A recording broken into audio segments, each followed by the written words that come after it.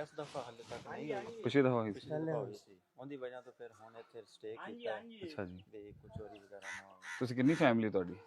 ਇੱਥੇ ਅਸੀਂ 7 ਭਾਈ ਹਾਂ ਤੇ ਤਕਰੀਬਨ 20-25 ਅਫਰਾਦ ਬਣ ਜਾਂਦੇ। ਕਿਹੜੀ ਬਰਾਦਰੀ ਹੈ ਤੁਹਾਡੀ? ਮਹਾਰ। ਮਹਾਰ। ਤੇ ਸਾਰੇ ਮਹਾਰ ਹੋ ਇੱਥੇ?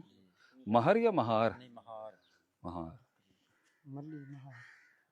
ਤੇ ਕਿਸ ਤਰ੍ਹਾਂ ਜ਼ਿੰਦਗੀ ਚੱਲਦੀ ਪਈ ਹੈ ਇੱਥੇ? ਜ਼ਿੰਦਗੀ ਬਸ ਫਿਰ ਜ਼ਿਮੀਂਦਾਰ ਕਿਸਾਨ। ਨਹੀਂ, ਖਾਣ ਪੀਣ ਵਾਸਤੇ ਕੀ ਹੈਗਾ ਤੁਹਾਡੇ ਕੋਲ?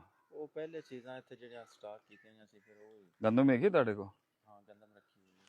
ਤੇ ਸਾਲਨ ਸੁਲਨ ਵਾਸਤੇ ਚਾਵਲ ਚੂਵਲ? ਬਸ ਉਹ ਉੱਥੋਂ ਬਾਹਰੋਂ ਲੈ ਕੇ ਆ ਜਾਂਦੇ। ਜਾਂ ਪਾਣੀ ਦਾ ਸਭ ਤੋਂ ਜ਼ਿਆਦਾ ਮਸਲਾ ਤਾਂ ਪਾਣੀ ਤੇ ਅਗਰ ਇਹ ਹੋਰ ਵੱਧ ਗਿਆ ਫਿਰ ਕੀ ਕਰੋਗੇ? ਇਹ ਪਾਣੀ ਸਟਾਕ ਕੀਤਾ ਹੋਇਆ ਹੈ। ਹੈ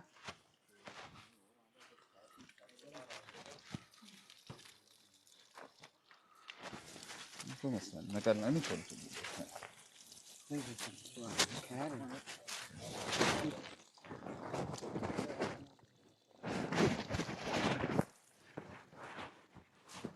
नहीं तो रोज एक खाना तो नहीं खा सकते ना तुसी, तो की किस तरह गुजारा कर रहे हो? वक्त गुजारना ना, बस मकसद ये है कि ਤੇ ਤੁਹਾਡੇ ਅੰਦਾਜ਼ੇ ਦੇ ਨਾਲ ਕਿੰਨਾ ਵਕਤ ਲੱਗੇਗਾ ਇਹਨੂੰ ਥੱਲੇ ਆਉਣ 'ਚ? ਉਤਰਨ 'ਚ ਕਿੰਨਾ ਟਾਈਮ ਲੱਗ ਜਾਏਗਾ ਇਹਨੂੰ? ਤਕਰੀਬਨ ਮਹੀਨਾ ਡੇਢ 2 ਮਹੀਨੇ ਲੱਗ ਜਾਣਗੇ। ਮਹੀਨਾ ਡੇਢ ਮਹੀਨੇ ਤੋਂ? ਜੀ। ਤੇ ਜ਼ਿੰਦਗੀ ਕਿਸ ਤਰ੍ਹਾਂ ਚਲੇਗੀ ਅਗਰ ਤੁਸੀਂ ਬਾਹਰ ਨਹੀਂ ਆਓਗੇ? ਬਾਕੀ ਸਾਡੇ ਇਹ ਵੀ ਨਾ ਮਸਲਾ ਹੈ ਨਾ ਕਿ 30-35 ਲੱਖ ਦੇ ਪਲੇਟਾਂ, ਸੋਲਰ ਸਮਾਨ ਵਗੈਰਾ। ਸੋਲਰ ਲਾਏ ਤਾਂ ਸੀ ਤੁਸੀਂ? ਹਾਂਜੀ, ਮੋਟਰਾਂ ਹਾਂ, ਪਹਿਲੀ ਵਾਸਤੇ ਸਹੀ। ਤੇ ਛੱਤ ਦਾ ਸਮਾਨ ਹੈ। 7 ਭਰਾ ਅੰਦਰ ਹੀ ਨੇ? ਨਹੀਂ, ਹੁਣ ਇਸ ਵਕਤ ਮੌਜੂਦਾ ਵਕਤ ਮੈਂ ਇਕੱਲਾ ਹੀ ਹਾਂ। ਅੱਛਾ। ਬਾਕੀ ਸਾਰੇ ਬਾਹਰ ਨੇ। ਉਹ ਜਾਨਵਰ ਲੈ ਕੇ ਬਾਹਰ ਗਏ। ਕੋਈ ਤੁਹਾਡਾ ਡੰਗਰ ਡੁੰਗਰ ਮਰੇ? ਇਸ ਦਫਾ ਤਾਂ ਨਹੀਂ ਮਰੇ, ਪਿਛਲੀ ਦਫਾ ਮਰੇ।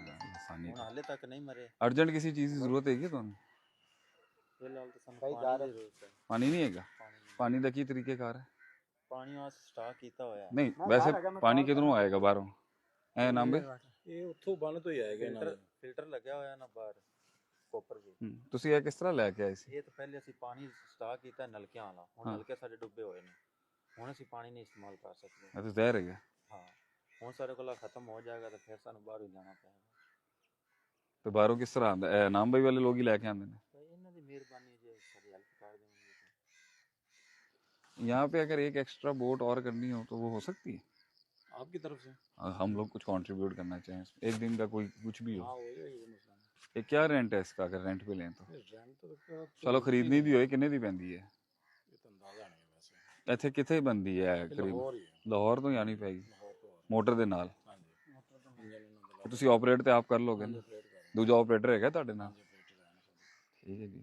ਦੂਸਰਾ ਸਾਰੇ ਨਾ ਮੈਡੀਸਨ ਵਗੈਰਾ ਦੀ ਕਿਹੜੀ ਮੈਡੀਸਨ ਕਿਹੜੀ ਜੀ? ਤਾਂ ਉਹਨਾਂ ਸਾਨੂੰ ਇਸ ਪਾਣੀ ਦੇ ਵਿੱਚ ਮਸਲੇ ਬਣੇ ਨੇ, ਪੈਦਾ ਹੋ ये ਰਹੇ स्किन ਨੇ। डिजीज होना शुरू हो गई।